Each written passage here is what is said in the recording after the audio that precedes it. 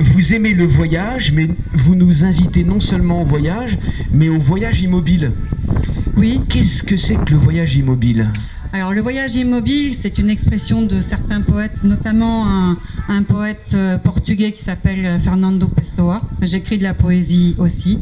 Quand on écrit, on voyage. On voyage en imagination. Quand on va à Thoiry, on voyage aussi. Et voilà. Alors, je ne sais pas si je peux en parler maintenant, mais je parle de Thoiry. Ah, on peut dire ce qui se passe oui. dans Des Lions et des Hommes, bien sûr. Oui, alors dans Des Lions et des Hommes, déjà, s'adresse à des enfants. C'est une série, il y a deux romans, et la fin a été mise en ligne gratuitement sur le site web associé. Je le dis parce que ça devait être une trilogie à la base, et finalement, il n'y a que 2 tomes et une nouvelle gratuite en ligne. Et donc ça s'adresse à des lecteurs à partir de 10-11 ans. L'idée de ces romans m'est venue à Thoiry, en fait. Thoiry, j'y suis allée comme beaucoup de monde quand j'étais petite, et j'y suis retournée il y a 7-8 ans avec mon fils. Et je suis restée en fait auprès d'une soigneuse qui a eu la gentillesse de me répondre, une soigneuse de Tigre. Je l'ai observée, d'abord nourrir, et puis je suis restée après ce temps-là, et elle a accepté de me parler. Et c'est en fait en discutant avec cette jeune femme soigneuse, qui aimait passionnément son métier, passionnément certainement Thoiry aussi, et un des tigres était une saisie de cirque, que l'idée m'est venue en fait d'écrire sur la relation homme-animaux, parce que je suis passionnée d'animaux aussi, et aussi sur ce métier qui est celui de soigneur. Et donc j'ai travaillé avec un soigneur pour écrire ces romans, pas un soigneur de Thoiry, et puis Paul de la Panouse a eu la gentillesse de bien vouloir répondre à des questions pour moi pour le tome 2, et il y a une interview de Paul de la Panouse à la fin du tome 2. Oui. Voilà, et je l'en remercie pour ça. Voilà. Donc le voyage, oui, le voyage à travers l'écriture, les enquêtes, et là je rejoins ma consoeur. Quand on parle de notre rapport à l'animal, on est en plein dans l'actualité en ce moment, Paul, parce que je crois que nos amis, je crois que les Français dans leur ensemble sont très soucieux du bien-être animal, qu'il s'agisse des établissements, des élevages ou des établissements paysans, ou des parcs zoologiques. On a envie que les animaux soient respectés et bien soignés. Et ça doit vous faire plaisir quand vous entendez dire « Tiens, je suis allé à Thoiry et j'ai vu des soigneurs heureux et j'ai vu des animaux heureux ». Cela me fait évidemment très plaisir. Je dis un petit bémol pour la France. Les Hollandais, Anglais, les pays du Nord sont beaucoup plus en avance que nous par rapport à une bonne connaissance des animaux. Il y a eu l'histoire du girafon euthanasié où ma fille a été la seule, parce que tous les autres Français ont été très lâches en disant c'est affreux ce qu'ils ont fait alors qu'ils avaient fait exactement ce qu'il fallait faire. Et heureusement, une journaliste du Monde scientifique a compris le raisonnement et a repris toute sa thèse, et d'un seul coup, à l'EASA, ils l'ont nommé à la tête de la communication européenne à la suite de ça, en disant enfin il y a un Français, enfin une Française, qui comprend d'une manière pragmatique comment gérer une faune sauvage, et même si ça peut paraître dur par moment, et autres. Et donc en France, on progresse. Ce que je voulais dire dans le sens, ce qu'a dit, ce que tu as dit, c'est nous sommes un théâtre de la nature et un théâtre de l'histoire à Thoiry. On n'a aucune prétention de remplacer le milieu naturel, et on ne remplace jamais un milieu naturel. Nous avons une fonction de théâtre. Et alors quand j'étais en seconde, mon prof de français disait oui, j'avais un copain qui disait oui à la prof de français, l'unité de temps, de lieu d'action qui est dans la littérature, tout ça c'est pas la vie. Il n'empêche que c'est grâce à la culture que chaque fois qu'on a un problème, on prend pas la massue pour aller taper sur le voisin. La culture, cette distance culturelle, on l'apprend par l'histoire, par le théâtre, par la mise en scène.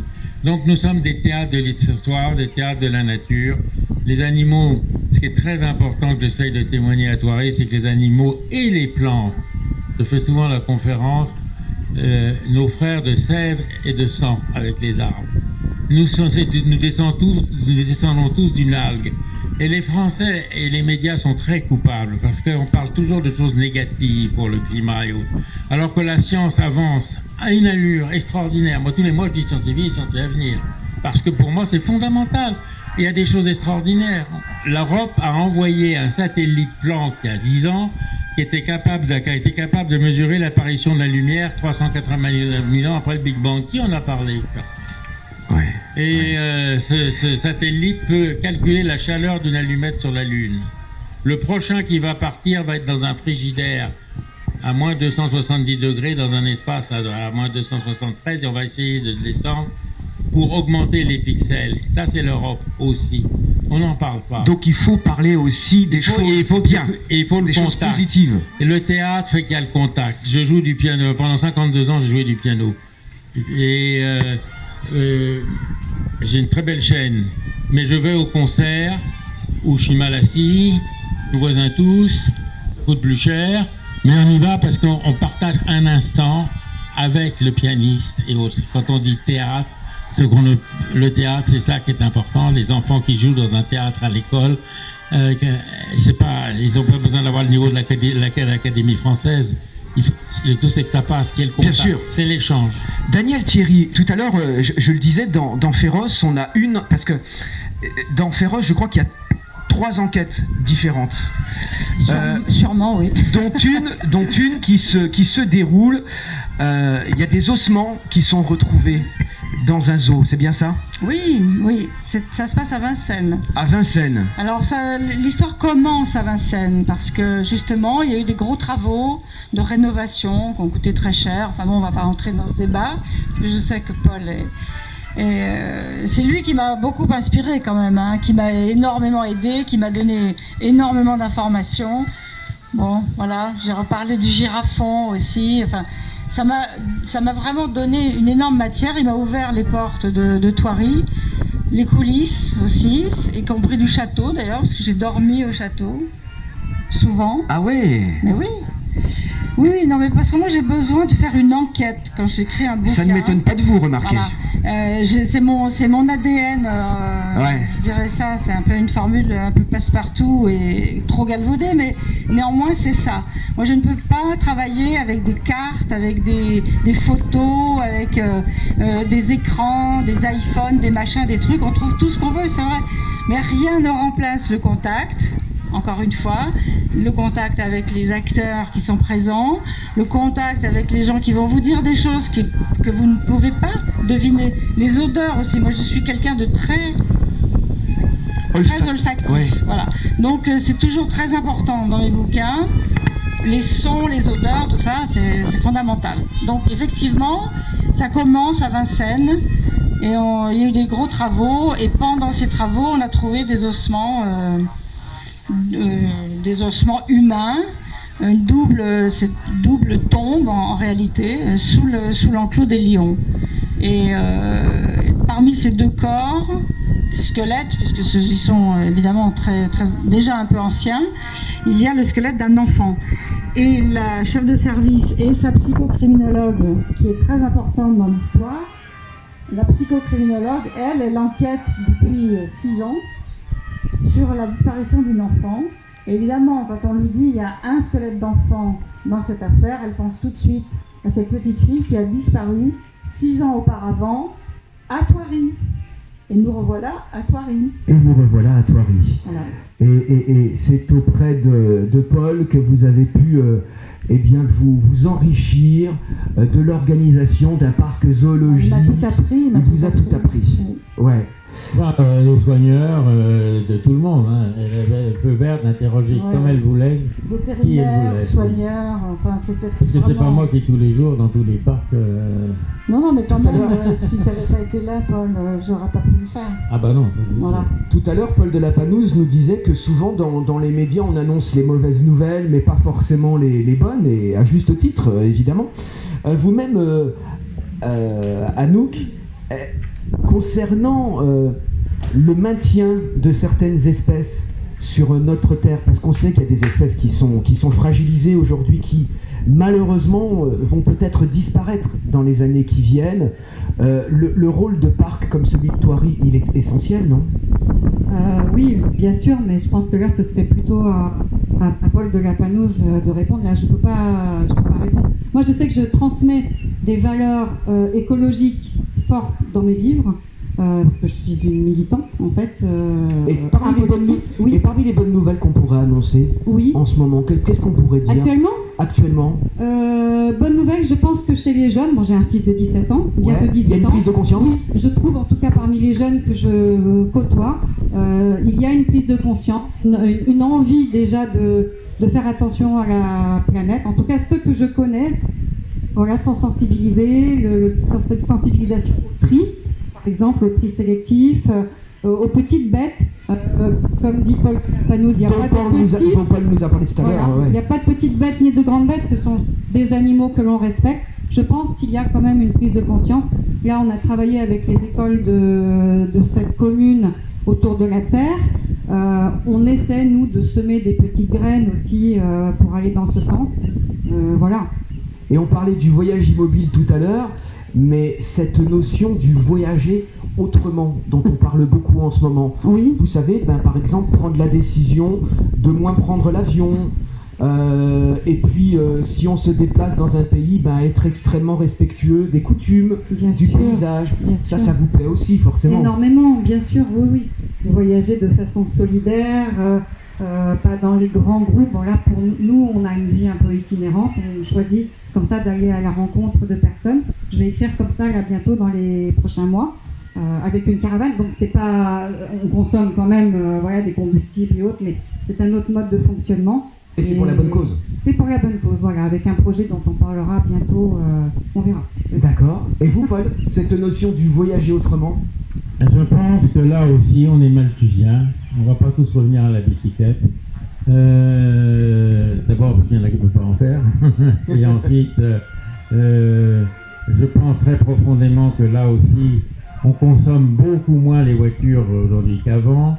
Il n'y a pas de solution miracle parce que les batteries, il faut les recycler. Mais on est toujours à dire qu'il n'y a pas de solution miracle, mais n'empêche qu'il y a une évolution. On a les moyens de créer le paradis terrestre, mais peut-être qu'on va tout supprimer. Demain, il n'y aura plus rien. La Terre sera vide, il n'y aura plus rien. Je veux dire, toute civilisation est mortelle, on le sait. L'homme a le pouvoir de faire le paradis terrestre sur Terre. Il a le pouvoir, il a la science. Le problème, c'est les moyens de bouger. Ma fille crée une ferme bio. C'est pas pour autant qu'on va transformer les 200 hectares de céréales demain. Mon frère à 200 hectares ne pouvait pas payer un ouvrier. Ils se sont mis à 800 hectares pour payer un ouvrier. Ma fille va payer un jardinier, donc une femme en fait, pour 2 hectares. C'est rentable.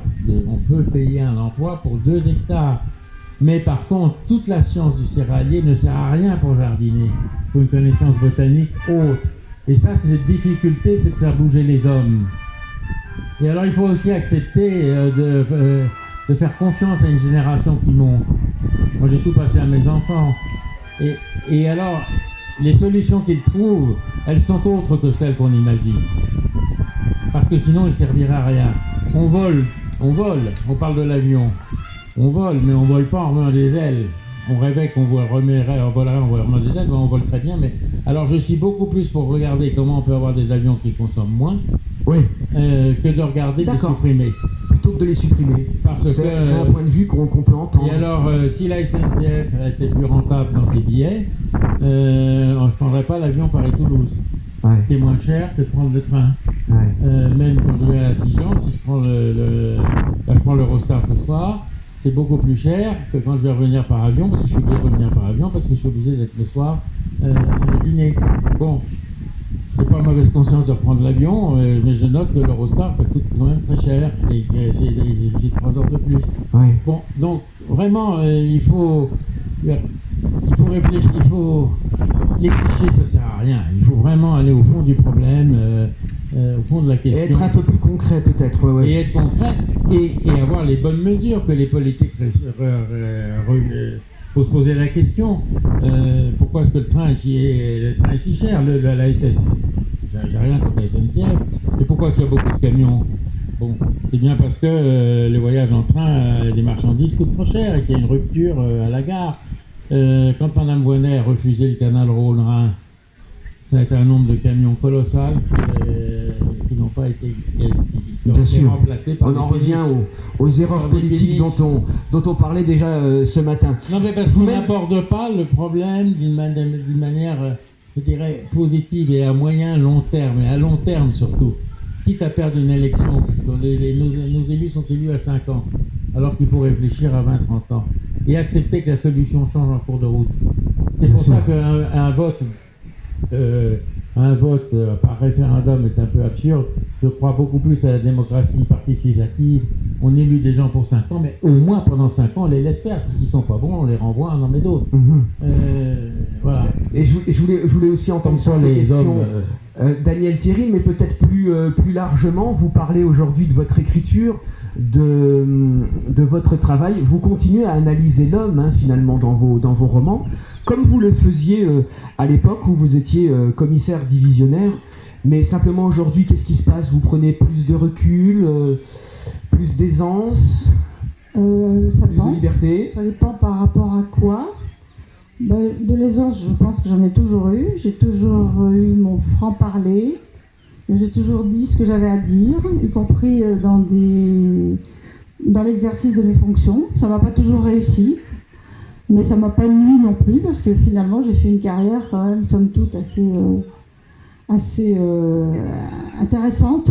Comme quoi, il faut quand même ouvrir sa bouche et ne pas toujours se laisser imposer n'importe quoi par n'importe qui. Bon, moi je suis pour les équilibres en toute chose. Je suis pour que les gens vivent le mieux possible en bonne intelligence. Donc il n'y ait pas de déséquilibre majeur entre les uns et les autres, entre les hommes et les femmes en particulier. Bon, vous imaginez bien que c'est un combat aussi que j'ai mené pour que... Je ne parlerai pas d'égalité parce que c'est pas une... L'égalité, elle doit être assurée à tout le monde, quel que soit son sexe, son origine. Quand on parle de genre, par exemple, d'hommes et de femmes, je parlerai plutôt de parité dans les institutions, dans les représentations sociales. Et puis, je m'intéresse beaucoup, et je continue à m'y intéresser, donc à aller fréquenter et asticoter mes collègues dans les services pour savoir justement quelles sont les évolutions. Parce que bon, moi, j'ai commencé à faire ce métier il y a 50 ans, une époque où il n'y avait pas de femmes. J'étais une des premières à pouvoir Tout à fait, ouais. Vous étiez une des premières. Pousser cette porte, Ouais. et puis à mettre le pied dedans, parce qu'il y en a qui étaient quand même tentés de nous la refermer très vite sur le nez. Et puis de montrer après, et c'est ce que j'explique aujourd'hui aux jeunes filles quand je vais dans les écoles, dans les collèges et lycées, parce que j'écris pour la jeunesse aussi, donc ça me donne aussi l'occasion d'aller au plus près de ces jeunes générations pour leur apporter pas forcément des messages ni des leçons, parce que c'est pas du tout mon style, mais en tout cas écouter ce qu'ils ont à dire et puis remettre un petit peu les choses à leur place. Ouais, et puisque vous parlez des enfants que vous voyez dans ces rencontres dans les écoles, à nous qui faisait référence tout à l'heure, on sent chez la jeune génération une vraie prise de conscience. On y revient, et notre salut viendra peut-être de la jeune génération. On l'espère. Ouais. On l'espère. Et à travers les livres, à travers des lieux comme Thoiry, le cinéma, la musique, la nouvelle philosophie à travers le rap. Hier soir, j'écoutais mon fils qui est féru de philosophie, et il découvre la philosophie en écoutant sur YouTube. Bon, il lit, mais en écoutant sur YouTube des punchlines de rappeurs. Du coup, il va chercher dans les livres. C'est extrêmement intéressant, le circuit d'acquisition de la connaissance philosophique. Pour lui, il vient de passer son bac. Il écoute des punchlines sur YouTube de rappeurs, et à partir de là, il va y arriver. Pas mal. C'est génial. C'est génial. Donc, des philosophes comme Nekfeu ou autres. Et du coup... Orelsan. mais oui, alors Orelsan un peu. Waouh. Voilà. C'est comme le rap. C'est intéressant. Il faut bien coller le micro. J'ai pas l'habitude. Comme les rappeurs. C'est ça, voilà, exactement. Donc oui, je pense qu'il y a certains jeunes qui sont prêts à s'ouvrir et à agir. Parce que le problème quand même, c'est l'engagement. Quand on est artiste, on s'engage. Quand on est... Enfin voilà, il y a une forme d'engagement, il faut suivre, il faut être constant. Donc voilà, croisons les doigts. Je pense qu'il ne faut pas dire qu'on s'en fiche, quoi. Il ne faut pas baisser les bras. Jamais. Il faut jamais dire, oh, à quoi bon faire ça. C'est sûr. Voilà. Et puis ces enfants, il faut les sensibiliser aussi à travers justement ce que l'on fait. Parce qu'il faut faire des choses aussi, nous les grands, les adultes. Oui, vous avez tout à fait raison, Daniel. Merci beaucoup en tout cas à vous trois. Paul de la Panouse, on viendra voir Thoiry et les 3 autres parcs alors. Hein. Les 5 autres parcs. Les 5 autres, oh là là, je savais pas qu'il y en avait autant. Hein. Oui. Bah merci pour votre travail en tout cas. C'est pas le point parce qu'il y en a quand même qui sont un peu plus loin. Mais merci pour votre travail et pour votre engagement parce que ça nous fait toujours plaisir de parler d'engagement en faveur des animaux et notamment des espèces en voie de disparition. Donc c'est important que vous soyez là et que vous continuez avec toutes vos équipes à vous occuper de ces animaux qu'on aime et qu'on a envie de préserver. Et je suis très, très heureux d'avoir deux auteurs talentueuses qui ont pris Thoiry comme décor. Et c'est très important qu'il y ait un maximum de regards divergents, des peintres, des cinéastes, des auteurs et autres. Il y a même Frédéric Dard qui a un chapitre dans Vol au-dessus de la nid de cocu, il y a un chapitre Thoiry. Enfin bon, il y a une grammaire chinoise qui s'inspire de Thoiry. Mais c'est important parce que c'est un lieu de rencontre. Il y a des endroits où il est plus facile de transformer un moment de bonheur d'une promenade familiale ou amoureuse en un instant d'éternité. Et les animaux, à Thoiry, on essaye de les montrer tels qu'ils sont, les mises en scène. On leur semi-liberté, en liberté, immerger les visiteurs, mais aussi les animaux tels qu'on les rêve dans l'art, dans la religion et autres. Il ne faut jamais oublier cet aspect extrêmement riche des animaux dans le langage.